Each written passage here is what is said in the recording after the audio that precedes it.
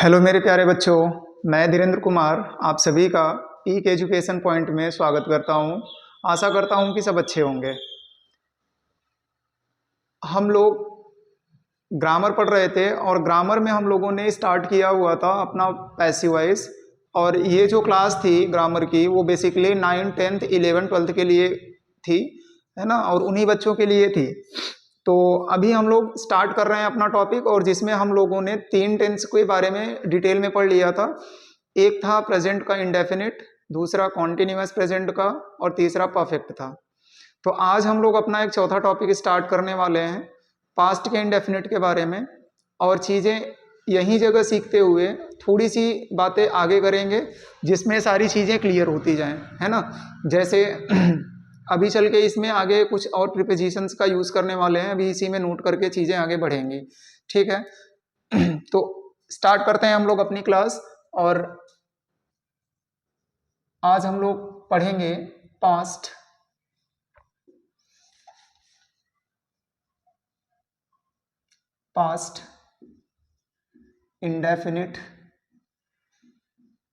Indefinite tense. और इसमें हम लोग सबसे पहला टॉपिक अपना उठाएंगे, अफर्मेटिव का।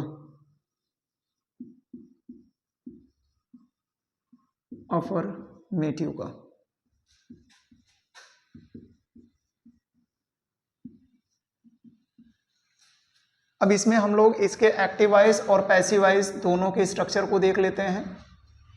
एक्टिव वॉइस और पैसिव वॉइस। तो एक्टिव वॉइस के स्ट्रक्चर को अगर देखेंगे तो सबसे पहले अपने पास में आएगा सब्जेक्ट, वर्ब की सेकंड फॉर्म, ऑब्जेक्ट, और इसके बाद आएगा हमारा अदर वर्ड। जैसे ही आप पैसिव वॉइस स्टार्ट करेंगे तो सबसे पहले आपको ऑब्जेक्ट देखने को मिलेगा। ऑब्जेक्ट के अकॉर्डिंग हम लोग यूज़ करेंगे वॉज या वर का। फिर हम लोग थर्ड फॉर्म यूज़ करेंगे, अदर वर्ड को यही जगह लिखेंगे, फिर प्रीपोजिशन आएगा, और इसके बाद यूज़ करेंगे हम लोग सब्जेक्ट का। कुछ चीज़ें समझाने के लिए हैं तो समझने के लिए हैं, तो आप ज़रा इधर की ओर ध्यान देंगे। इम्पॉर्टेंट में क्या ध्यान में रखना है, सबसे पहली चीज़ कि वॉज का यूज़ जो हमें करना है वो सिंगुलर सब्जेक्ट के साथ में करना है। Singular subject. वर का जो यूज़ करना है, इसका यूज़ करना है हमें प्लूरल सब्जेक्ट के साथ में। और एक आई वर्ड होता है मैं, इसके साथ में यहाँ ध्यान में रखिएगा हम लोग यूज़ करते हैं वॉज का। तो प्रेजेंट कॉन्टिन्यूअस जब ट्रांसलेशन पढ़ाया जाएगा, तो जब आप लोग प्रेजेंट कॉन्टिन्यूअस के बारे में पढ़ते हैं तो वहाँ जगह ये इकलौता टेंस है जो आई के साथ में सिंगुलर हेल्पिंग वर्ब का यूज़ करता है। अब ऐसा क्यों है, ये जब ट्रांसलेशन आपको पढ़ाया जाएगा तो वहाँ ये चीज़ मैं समझाऊंगा और सिखाऊंगा भी, ठीक है। तो ये रही बात एक्टिव वॉइस की, ये रही बात पैसिव वॉइस की। तो इसको मैं थोड़ा सा हाईलाइट कर देता हूँ जिससे चीज़ें अलग दिखें और समझने में दिक्कत ना हो। तो अब हम अपने एग्जाम्पल की ओर बढ़ते हैं और चीज़ों को समझते हैं।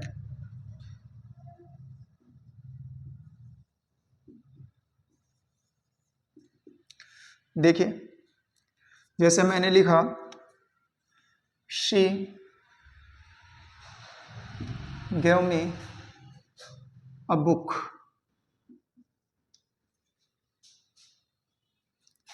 She played। एग्जाम्पल कुछ और दे देते हैं यहाँ। सी watched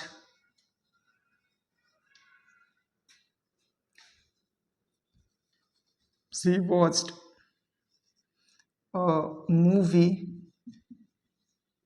yesterday।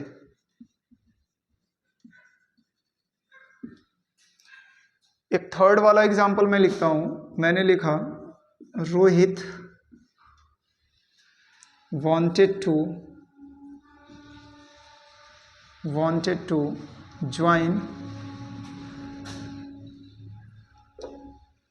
join that party. तो यहां जगह अब हम इनका पैसिव वॉइस बनाना स्टार्ट करेंगे। और पैसिव वॉइस बनाने के टाइम पर चीज़ें देखेंगे और समझेंगे। देखिए, सबसे पहली चीज़ आपको ये समझाऊं कि इसमें देखिए ये वर्ब की सेकंड फॉर्म है, ये एक ऑब्जेक्ट है और एक ये दूसरा ऑब्जेक्ट आया है ना। तो अब इन दोनों ऑब्जेक्ट में से हम किसी को भी एक उठा करके पैसिव वॉइस बना सकते हैं। पिछली वीडियो में इस चीज़ के बारे में हम लोगों ने डिस्कस किया हुआ था, है ना। तो ध्यान क्या रखना है, ध्यान रखने वाली चीज़ ये है कि जब भी हम लोग कभी पैसिव वॉइस सेकंड को अगर उठा करके हम लोग बनाते हैं, यानी ऑब्जेक्ट सेकंड उठाते हैं और पैसिव वॉइस उसका बनाते हैं, तो हमें इस चीज़ का विशेष ध्यान रखना चाहिए कि जो ऑब्जेक्ट पहला है उसके पहले हमें प्रीपोजिशन टू का यूज़ करना पड़ेगा। ये कंपलसरी है, कंपलसरी है। इसका मतलब ये है कि अगर आपने प्रीपोजिशन का यूज़ नहीं किया तो ये ध्यान दीजिएगा सेंटेंस पूरा का पूरा गलत होगा, ठीक है। तो इसको मैं दोनों तरीके से बना करके दिखाता हूँ। तो सबसे पहले मैं इस वाले ऑब्जेक्ट को उठाता हूँ, तो इसका सब्जेक्टिव केस लिखेंगे आई के साथ में अभी मैंने समझाया था आप लोग यूज़ करेंगे वॉज, गिव का थर्ड फॉर्म यूज़ करेंगे गिवन, अदर वर्ड को लिख देंगे बुक, बाई, सी का हो जाएगा क्या, हर। इसका अगर सेकंड पैसिव वॉइस देखें तो अ बुक को हम लोग उठाएंगे तो यहाँ जगह हो जाएगा अ बुक, ठीक। अ लगने के कारण ये भी सिंगुलर हुआ, तो वॉज, गिव का थर्ड फॉर्म यूज हो जाएगा given, to, me, by, she का ऑब्जेक्टिव केस हो जाएगा हर। तो ये ध्यान में रखिएगा, अगर सेकंड ऑब्जेक्ट को उठा रहे हैं तो पहले वाले ऑब्जेक्ट के पहले हमें प्रीपोजिशन टू का यूज करना पड़ेगा। अब इसका अगर हम पैसिव वॉइस देखें, इसका पैसिव वॉइस अगर हम लोग देखें तो देखिए यहाँ जगह अ मूवी आपको दिख रही है, तो यहाँ उठाएंगे a movie was watched, other word को लिख देंगे यस्टरडे, बाई, सी का ऑब्जेक्टिव केस लिखेंगे हर। इसका पैसिव वॉइस देखिए, तो इसका पैसिव वॉइस अगर हम लोग देखें तो देखिए क्या मिलेगा। देखिए यहाँ जगह आपको एक चीज़ देखने को मिल रहा होगा कि दो मेन वर्ब दिख रहे होंगे, एक तो वांटेड और दूसरा ज्वाइन। तो ज्वाइन के पहले भी आपको दिख रहा है कि टू आया हुआ है, तो इस टू और वर्ब के फर्स्ट फॉर्म के बारे में समझते हैं। तो एक हमारे पास में आता है ग्रामर में जिसे हम कहते हैं इन्फिनेटिव। इन्फिनेटिव, अब ये इन्फिनेटिव क्या होता है, जब हम टू के साथ में वर्ब की फर्स्ट फॉर्म यूज़ करते हैं तो ये कहलाता है इन्फिनेटिव, और इसका जो अर्थ निकलता है वो निकलता है ना, ने, नी, ठीक है। ये अर्थ निकलता है ना, ने, नी, ठीक। तो यहाँ जगह से हम क्या करेंगे, इस दैट पार्टी को उठाएंगे, इस दैट पार्टी को उठाएंगे तो देखिए क्या मिलेगा, दैट पार्टी। और मैंने उस दिन आपको समझाया था कि दिस और दैट सिंगुलर होते हैं, तो इसलिए इसके साथ में हम लोग यूज़ करेंगे वॉज, वांटेड टू, ज्वाइन, उसके बाद बाय रोहित, बाय रोहित, ठीक है। तो मैं इस पैसिव वॉइस को थोड़ा सा हाईलाइट कर देता हूं जिससे चीज़ें अलग दिखें आपको।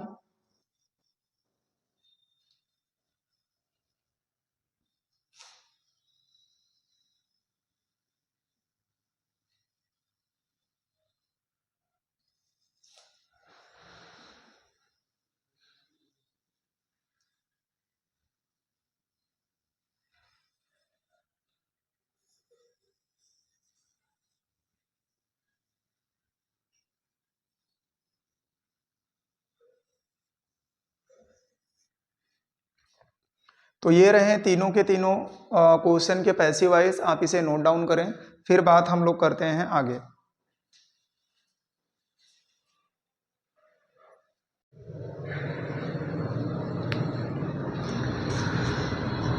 तो अब हम लोग पैसिव वॉइस का पास्ट इंडेफिनिट टेंस के नेगेटिव टाइप के सेंटेंस की बातें करेंगे, और नेगेटिव सेंटेंस की बातें करते हुए हम चीज़ों को धीरे धीरे आगे बढ़ाएंगे। हम यूज़ करेंगे अपना नेगेटिव सेंटेंस और इसके बारे में समझते हुए आगे बढ़ेंगे।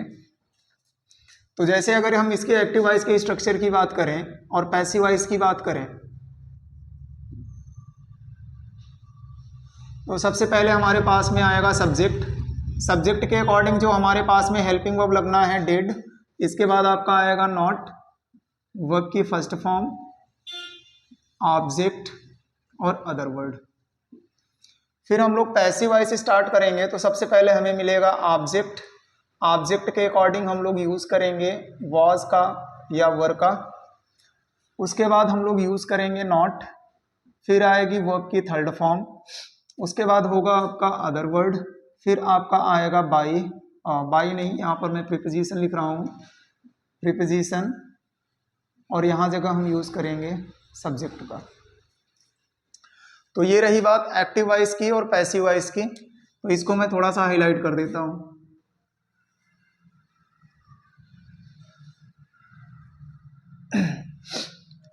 अब धीरे धीरे बात हम लोग करेंगे क्वेश्चंस की ओर। तो जैसे एक क्वेश्चन मैं यहाँ लिख रहा हूँ, एक क्वेश्चन मैंने यहाँ लिखा, थोड़ा सा और इधर लिखते हैं। एग्जाम्पल मैंने लिखा सी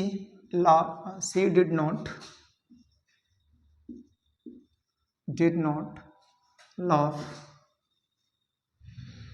laugh at me। और अगला मैंने लिखा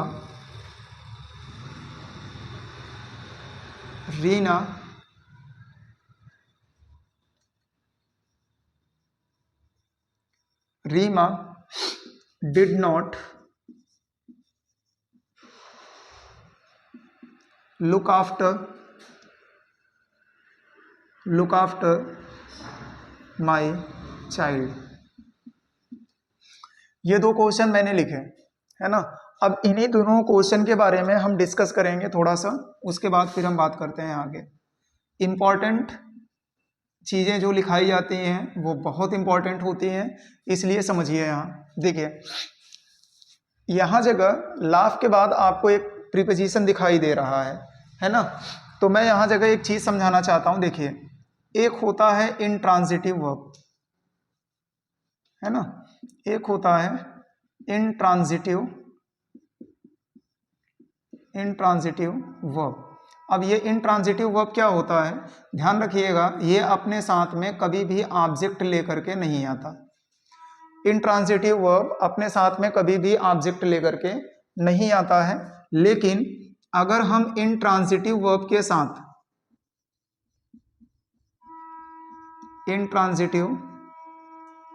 साथ में अगर हमने यूज कर दिया प्रीपोजिशन का, अगर हमने यूज कर दिया किसका, प्रीपोजिशन का, तो ध्यान रखिएगा ये यूज होने के बाद ये काम करता है ट्रांजिटिव वर्ब की तरह, ये काम करता है ट्रांजिटिव वर्ब की तरह, ठीक है। तो ये दो पॉइंट हैं जो आपको समझने लायक है। तो इंट्रांजिटिव वर्ब के बाद अगर हम लोग प्रीपोजिशन का यूज करते हैं तो प्रीपोजिशन का यूज करने पर वो इंट्रांजिटिव वर्ब हमारा क्या बन जाता है, ट्रांजिटिव वर्ब बन जाता है।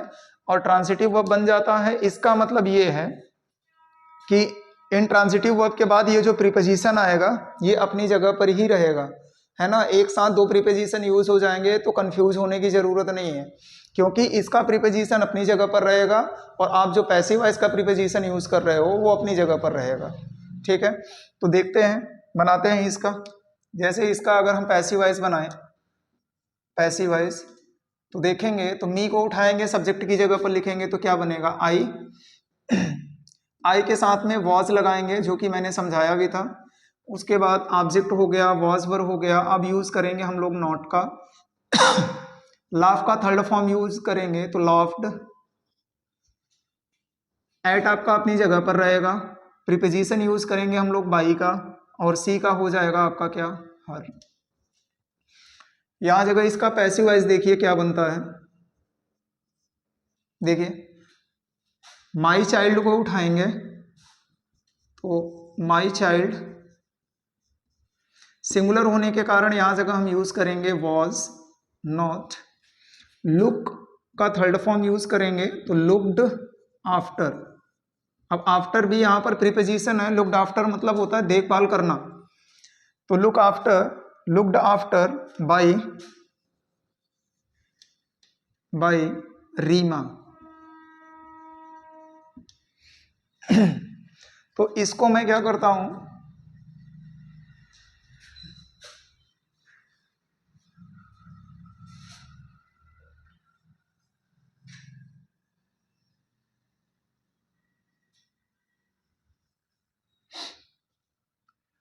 तो ये रही बात नेगेटिव टाइप के सेंटेंस की, और आशा करता हूँ कि चीज़ें समझ में आई होंगी। तो यहाँ जगह इस चीज़ का ध्यान में रखिएगा, जैसे यहाँ जगह दो प्रीपोजिशन साथ में यूज़ हो गए हैं, तो कभी कभी बच्चों को डाउट होता है कि सर क्या एक साथ में एक सेंटेंस में दो प्रीपोजिशन यूज़ हो सकते हैं? हाँ, बिल्कुल यूज़ हो सकते हैं, अगर वर्ब हमारा इंट्रांजिटिव है। अब ट्रांजिटिव इंट्रांजिटिव क्या होता है, अभी ज़्यादा इसमें डिटेल में जा नहीं सकते हैं, डिटेल में जाएंगे जब सेंटेंस एरर पढ़ाएंगे तब, तो वहाँ जगह ये चीज़ें समझाएंगे। तो ये इंट्रांजिटिव वर्ब के साथ में आया है प्रीपोजिशन, और ये प्रीपोजिशन इंट्रांजिटिव वर्ब के अगर साथ में आया तो ये ट्रांजिटिव वर्ब का काम करता है, इसीलिए बेटा इसे हटाया नहीं जा सकता, ये इसके साथ में जुड़ा हुआ है। और ये प्रीपोजिशन आपने जो लगाया है वो पैसिव वॉइस के लिए लगाया हुआ है, ठीक। तो इसका ध्यान रखिएगा, एक बार आप इसे नोट डाउन करें, फिर बात करते हैं आगे।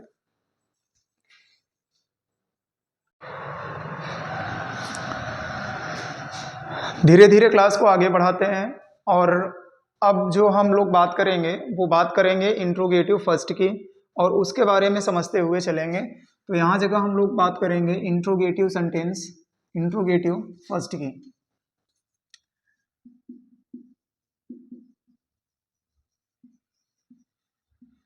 इंट्रोगेटिव फर्स्ट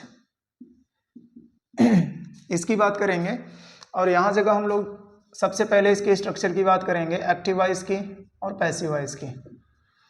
एक्टिव वॉइस में देखेंगे, अच्छा तो मैंने एक चीज़ आपको ये समझाया भी था कि जो इंट्रोगेटिव फर्स्ट होता है वो हेल्पिंग वर्ब से स्टार्ट होता है ना। तो सबसे पहले हम लोग लिखेंगे हेल्पिंग वर्ब को, तो हेल्पिंग वर्ब में हमारा यूज हुआ did plus subject plus verb की first form plus object plus other word plus question mark. Passive voice जब भी लिखना है तो डिड हमारा चेंज होता है वॉज वर्ब में, तो ये वॉज वर्ब में बदलेगा। उसके बाद हम लोग यूज़ करेंगे सब्जेक्ट ऑब्जेक्ट का, ऑब्जेक्ट के अकॉर्डिंग यहाँ जगह हमें यूज़ करना है वॉज या वर का। इसके बाद वर्ब की थर्ड फॉर्म आएगी, तो वर्ब की थर्ड फॉर्म, फिर अदर वर्ड को हम यही लिखेंगे, यूज़ करेंगे प्रीपोजिशन का, और आगे बढ़ेंगे तो यहाँ जगह हमारा आएगा सब्जेक्ट, और लास्ट में क्वेश्चन मार्क का विशेष ध्यान रखिएगा।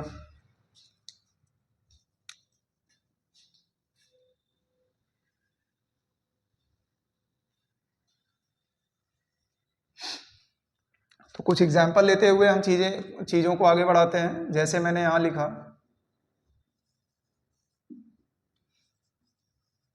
सी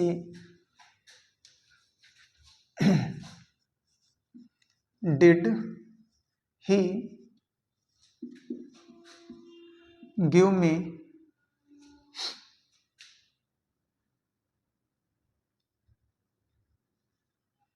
a 10 या गिव मी 1 रुपी, 1 रुपी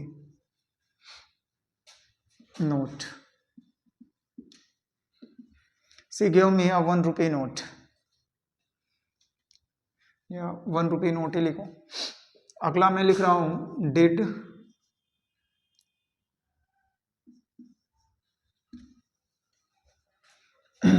Mohan teach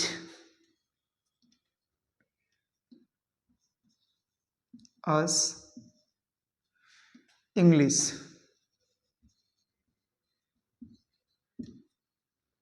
teach us English.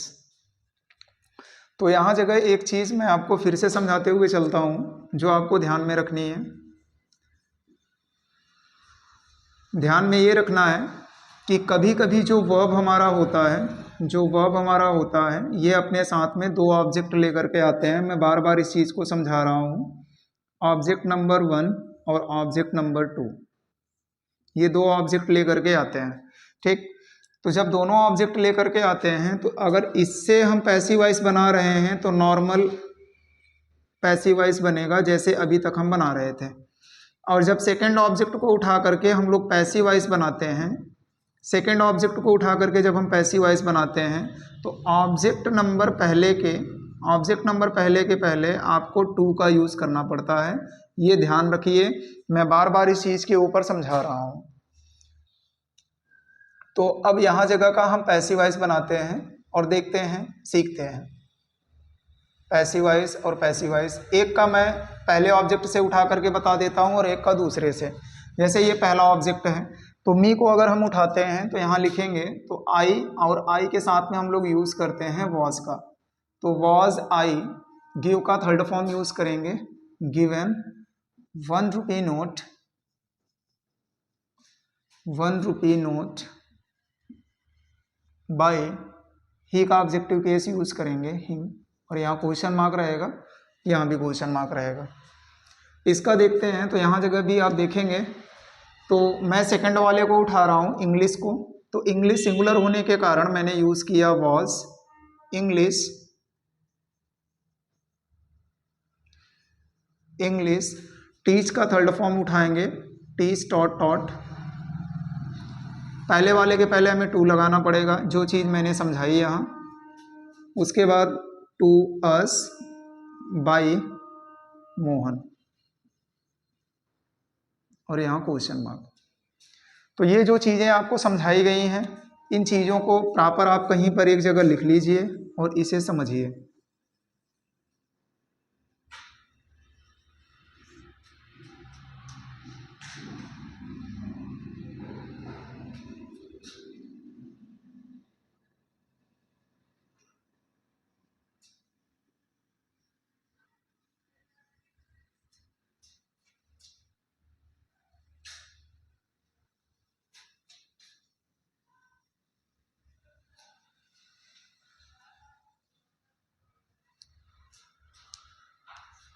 तो ये रहा इनका पैसिव वॉइस, आप इसे नोट डाउन करें, फिर धीरे धीरे क्लास अपनी आगे बढ़ाते हैं।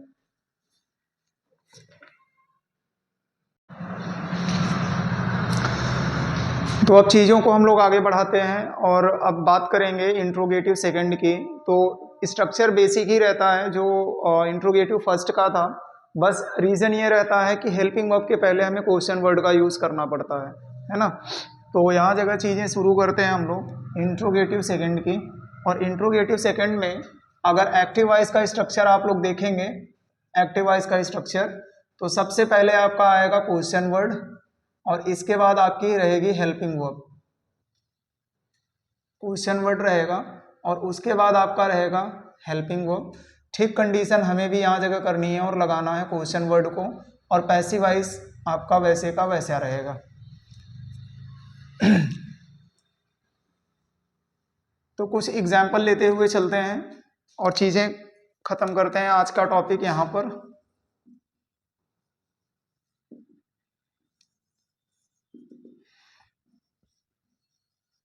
Why did you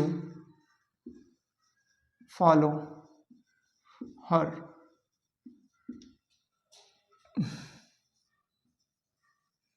What did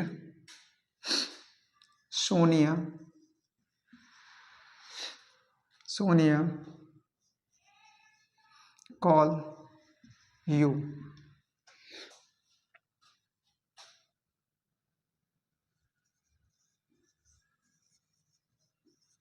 How did he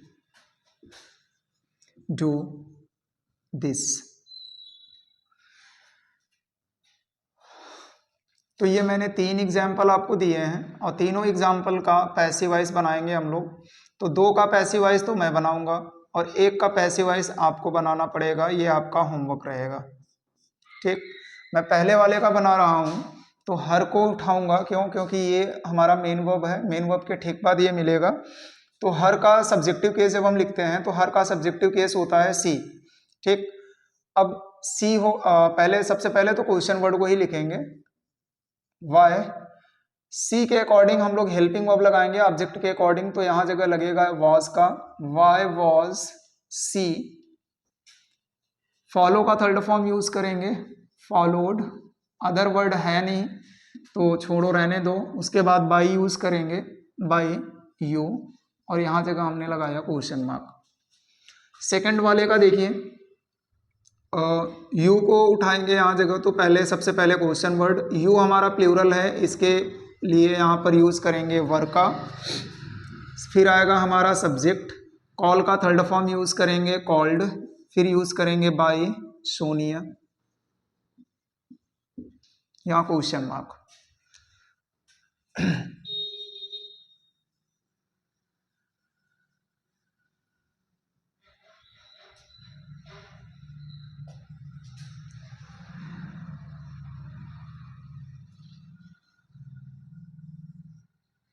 ये आपका